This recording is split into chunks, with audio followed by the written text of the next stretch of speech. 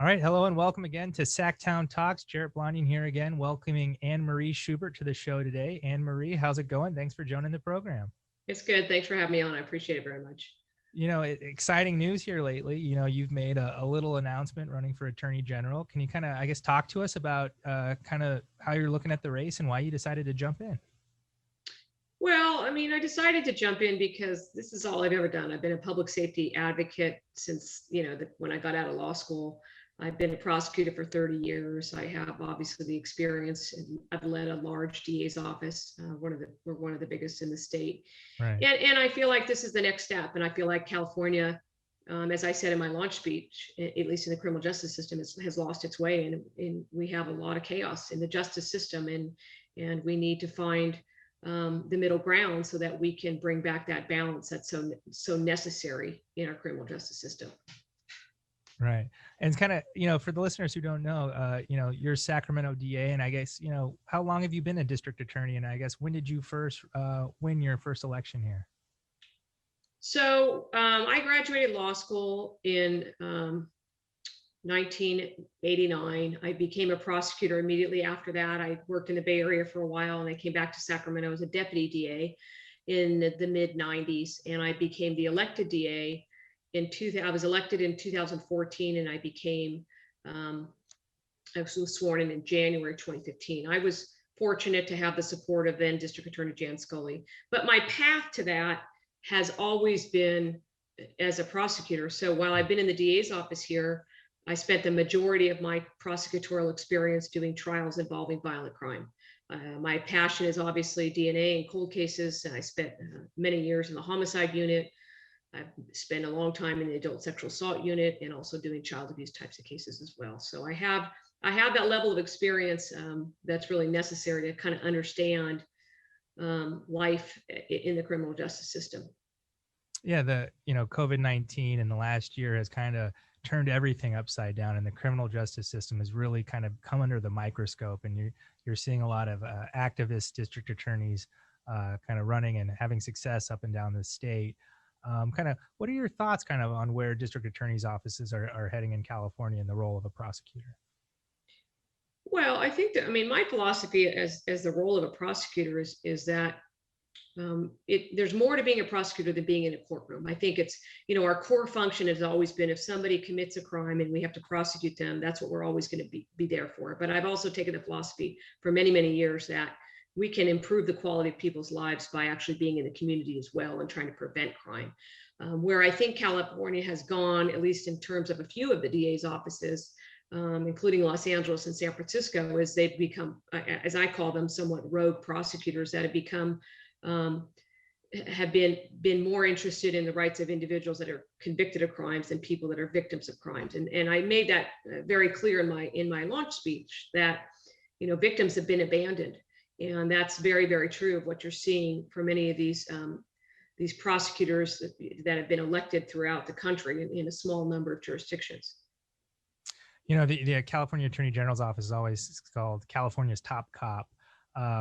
And, Dan Lundgren took that kind of approach of law enforcement first. Bill Lockyer kind of carried that on a bit. But, our last Attorney General kind of, did things matters more on the civil side. Kind of as Attorney General, kind of what would you look to do more on the kind of the prosecutorial or kind of police spectrum? Well, nobody can ignore the fact that the Attorney General is and always should be the chief law enforcement officer of the state. And that encompasses in the AG's office, and even in the DA's office, we have a civil division as well. We handle consumer, environmental, and those types of cases. Mm-hmm. But the AG's office should be both, and they always obviously have been. But where we've lost our way, I would say, is that we need to have strong legislative advocacy and public policy advocacy for a balanced criminal justice system. We, as I've said before, we've lost that system. We've abandoned victims' rights. There are many, many bills that have either passed or are working its way through the legislature where victims' rights are being ignored. And really, it's just this effort to continuously weaken laws such as hate crimes, gun crimes, those types of things that are necessary to keep all Californians safe. As a prosecutor, we've had tons of people from prison released back to the streets. Sure. Kind of what what repercussions are you seeing as a prosecutor in sorts of, in directly relation to those kind of these weakening of laws and kind of turning people, out of prison early? Are you seeing any increase in crime? Oh, if you look across California, you're seeing a lot, just this morning I read a story in the LA Times about the massive increase in violent crime in their city. And it's not just violent crime. We're seeing illegal guns that are, flooding our streets.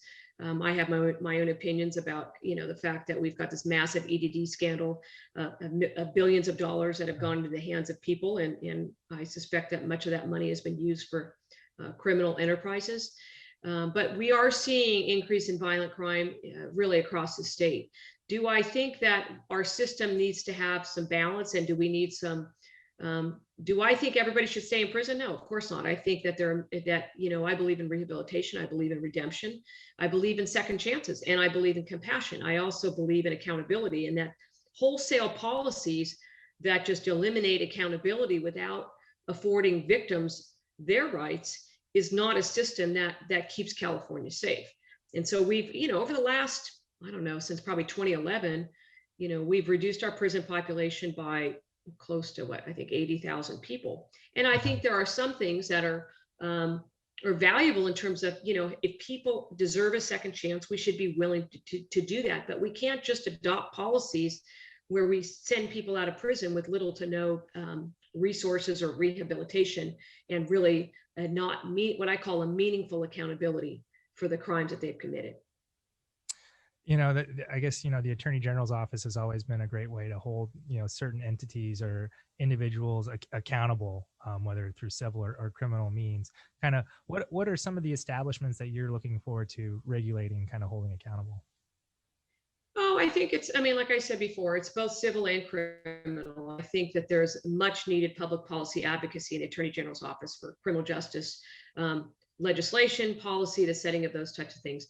People have to remember that Cal DOJ, the Attorney General's office, is also the statewide leader of the crime labs across California. I think there's at least a dozen of them. I've worked with them, I've known them.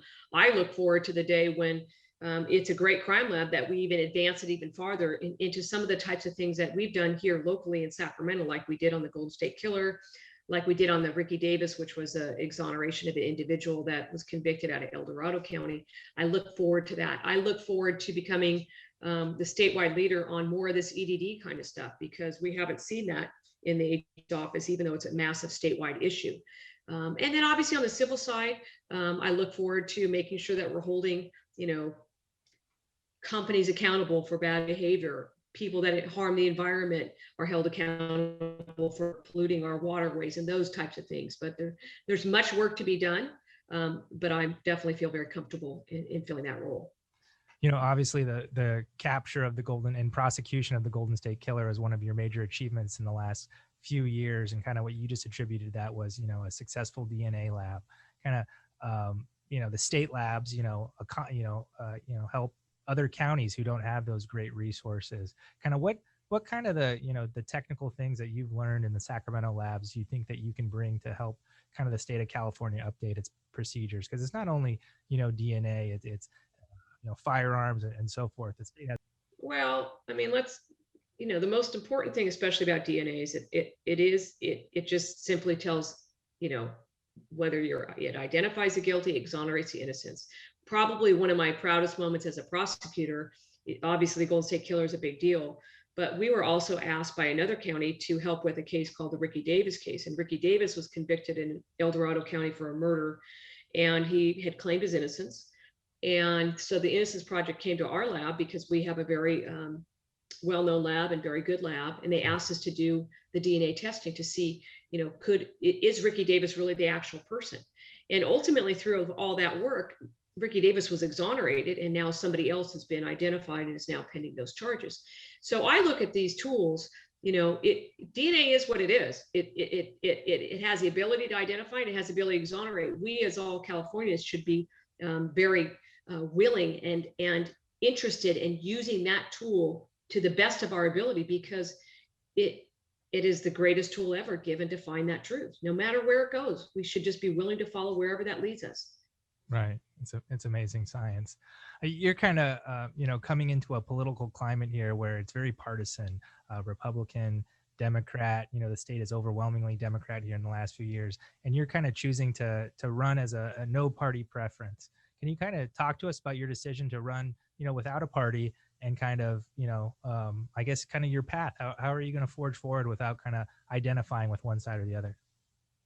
Well, I mean, I think it's no secret that, when I was a teenager, I registered as a Republican, and then I left the party a couple of years ago, really in part because I felt very strongly that the role of the district attorney at the time is very nonpartisan. And I think when we start labeling people, that's what causes division amongst us, because I'm not, I have my own views, obviously, but my views, whatever my personal views are, should have no bearing on what I do as the district attorney. I may disagree with the law. I'm still going to follow the law. Right. I'm not going to change, because I'm not going to make a decision based on an R or a D at all, nor should you be. And I feel strongly the attorney general should be as well, because I represent all Californians. I represent the interests of anybody, no matter what their walk of life is. Is it different to run as a no party preference independent? Of course it is. I mean, this is going to be probably the first time ever on a statewide office. Well, I know there's been people that have run, but what I know about public safety is that everybody wants the same thing. They want to feel safe in their homes, safe in their communities, safe in their neighborhoods. And it shouldn't be about politics. It should be about one who's the most qualified and who's going to do what they say they're going to do. And I think that my message clearly appeals to everybody on both sides. Listen, we don't want illegal guns on the street. That shouldn't be an R or D issue. We don't want violent crime. That's not a political issue. We just want people to have great opportunities. And if people know me, they know that I'm going to work my tail off to reach out to all people, no matter where they live, what their party is, what their demographics are. And I'm going to do what I need to do to get elected as Attorney General. No, that's definitely a message that is very clear and relatable to a lot of Californians. Obviously, you're very well known in the Sacramento area, and you have the great name ID due to the kind of the Golden State Killer stuff.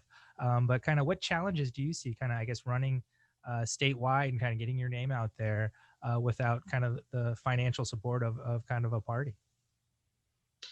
Well, I mean, I think the challenge is with any kind of statewide race is it's statewide. So, I feel comfortable in the Sacramento region because I've worked here. I know this. I know the folks in the community, but I also know what it takes.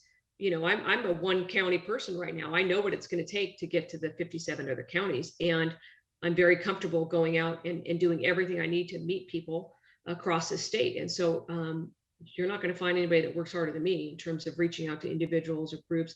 I've done a lot of statewide policy kinds of things. So I do have relationships with folks across the state. And, but for me, there's value in showing up and having conversations, because when people get to know me as a person, they're going to understand why I'm running for Attorney General.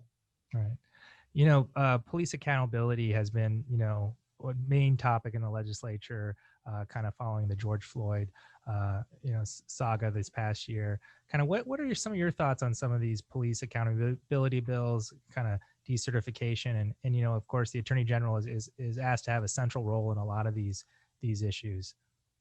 Right. I mean, there's no question that the Attorney General, with the passage of 1506, which is one of the bills that came out last year, is going to take a much more significant role in investigations involving use of force, prosecutions if they choose to, and they decide there's a case that should be prosecuted. I think it's an important conversation that we're having as a country. My view on police use of force cases has always been the same. As a DA, I'm going to follow the facts and the law, no matter where that leads us to. If a police officer has committed a crime, whether it's involving a use of force or whether it's whatever, they've committed some other kind of criminal act, they need to be held accountable. One of the obviously the high profile cases out of Sacramento County, tragic death, was Stephon Clark. My job was to look at the facts and the law. I did that. The Attorney General took the case, reviewed the facts and law, and made the same findings. So do I think there's ways that we can improve law enforcement? I mean, we all should want to believe in de-escalation. Nobody wants these outcomes. We all want to improve the outcomes. But as the DA or as the Attorney General, I'm comfortable in those kinds of conversations, even if they're difficult conversations, because at the end of the day, whether you're a police officer or somebody else, there are rights that people have. We have to follow due process. That's something that's afforded to everybody. But at the end of all of that, again, if somebody has committed a crime and you can prove that crime by our ethics, then that person will be held accountable. My office has prosecuted police officers. It's not something we like to do, but if, just like any other crime, if they're responsible for something, we're going to do it. Mm-hmm. One thing you brought up kind of in your talk is kind of you're going to abide by the law. You're going to follow the law as the Attorney General, and it's not partisan. But I guess another aspect of the Attorney General's office is, as a constitutional officer, is, I guess, advocating for changes in the law or legislation that you think might make the state better. Kind of, what are some of your thoughts and some legislative changes you'd like to see as Attorney General? Well, one of the bills that we have right now that we're trying to push through is oversight on EDD stuff. So everybody knows that, it's been a significant, massive, historic type of scandal that's probably the largest fraud we're ever going to see in the history of California, if not across this country. So we immediately reached out and advocated for some legislators to carry some legislation so that we have more what we call cross matching. So these people that are in prison can't be, either themselves stealing the money or having somebody else do it for them. So we've carried that kind of stuff. We've done a lot of legislative advocacy. For instance, one of the bills we're trying to run right now has to do with an area of the law called sexually violent predators. But I'm not afraid of those kinds of things. I think that there's many things that as the AG or as a DA that we should be advocating for. Some of it's, some tweaks to the penal code. Maybe, there's a bill right now that deals with enhancements. That's really gutting enhancements. And to me, where our legislature has lost focus is that there's no balance in it. There's just extreme changes to the penal code that really, really weakens things, like weakens gun laws and accountability. So I have no problem, and I believe very strongly that we should be engaged in those conversations, and we should be willing to talk about the consequences of these crimes on crime victims. Because right now there really seems to be very little conversation about the impact of crime on our communities. And if you look at violent crime, unfortunately, violent crime impacts communities of color more than other folks. And so we must be willing to speak for them as well. Yeah. The victims movement was, very strong in the late 80s, early 90s, and it's kind of waned significantly since then. I guess, what do you attribute kind of this waning in the victims movement, and kind of, I guess, do you see it coming back and, kind of victims' right, taking center stage? Well, I definitely think that there's a movement to try to help tell the stories of what real crime is all about. Why do I think it's waned? I think that because it costs money to tell your story. And unfortunately, crime victims groups, they're nonprofits. It's very difficult to raise money. Prosecutors are historic role has been in a courtroom. We're all trying to take more of an active role of telling the stories. And I think when you hear the stories of what happens to family, I mean, I've sat with homicide victims' families. I've sat with women that were raped. I've sat with children that were abused. And when the public hears those stories, they understand it better. It's what really matters, though, is that our legislature hear that, and that we find the right balance of whatever these bills are. Because right now, in my view, there really is no balance. And really look at what's going on in Los Angeles County. I find it despicable that you have a district attorney that's refusing to send somebody to represent a crime victim at a parole hearing. So you've got somebody like down in LA County, there's a mother of a murder victim who has no legal training, and she's trying to learn how to become educated on parole process and forced to go in there by herself and have no voice from the DA's office. And that, to me, is the wholesale abandonment of crime victims right there. Wow. The Attorney General's office is managing 3,000 attorneys and, some sworn peace officers. Can you kind of, I guess, speak to your management of the DA's office and how you could bring that management style to the AG's office and kind of manage this massive workforce? Well, I mean, I've been the manager, I guess you can say, of this office since for 6 years now. We have incredibly dedicated professionals. We're, in a way, we're very, very similar to the AG's office because we have obviously lawyers. We're the biggest law firm in Sacramento County. We have 170 lawyers. We have a crime lab. We have our own, essentially our own police force. We have what we call victim advocates who help people through the justice system. And we have this, incredible professional staff. So it's not really any different. It's very similar. We have very talented managers. I'm not a control freak. I'm not a micromanager. I believe very strongly that you have faith in the people that you have in those management roles. But you have to, as the boss, as you want to call it, you set the policy and the tone. I am so proud of what this office has done in the last 6 years in terms of not just what we do in the courtroom, but how far we've come to engage with our community, to collaborate with various groups, to get in and to get better programs for our youth. We do so many things in our community that I think it's probably second to none if you look at what other counties are doing. It's really quite extraordinary. But that's also because you're allowing folks to be innovative. And I say this, you think outside the box. We have our kind of historic role of reacting to crime. But in the last 5 to 6 years, we've done so much more. We have youth academies now. We go into schools to educate them about the dangers of social media. We educate teenagers about guns and those kinds of things. It's real. We go out to the community and educate the immigrant community on knowing your rights to make sure you understand what your rights are. So I'm proud of it.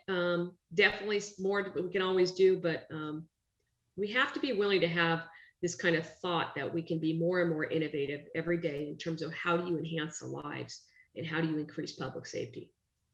Right. Well, you're definitely going to bring a different conversation to the AG's race. And I think it's a welcome one for many people in this state. If any of our listeners want to keep up with the campaign and check in what we're doing, what's the best way to kind of follow you? Absolutely. The best way to follow us is just go to the website, schubertford.com. I'm sure you can follow us on Twitter and all that, but all the recent updates and kind of my background and what my philosophy is, just go to that website and learn more. Okay, great. Well, Anne Marie, thank you so much for joining us, and best of luck to you on the campaign trail. Okay. Thanks so much, Jared. I appreciate it. Thanks. I'll talk to you later. Some are called dreamers.